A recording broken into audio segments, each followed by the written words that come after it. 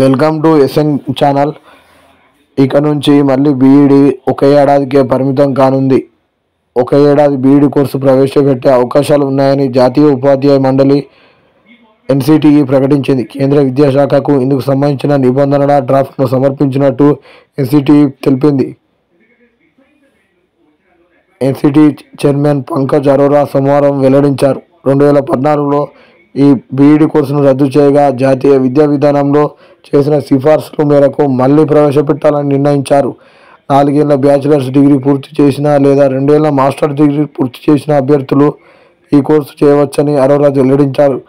3 ఏళ్ల డిగ్రీ చేసిన వారు ఈ కోర్సు చేసేందుకు వీలులేదు. ఆ అభ్యర్థులు 2 ఏళ్ల బీఈడీ కోర్సులో చేరాల్సి ఉంటుందని తెలిపారు. ఒక ఏడాది బీఈడీ కోర్సు సహా పలు ఇతర కోర్సులకు సంబంధించిన నిబంధనలు ఖరారు చేసేందుకు 8 మంది సభ్యులతో ఓ కమిటీని సోమవారం ఏర్పాటు చేశారు. మరిన్ని అప్డేట్ కోసం ఎస్ఎన్ ఛానల్ సబ్స్క్రైబ్ చేయండి. Thank you.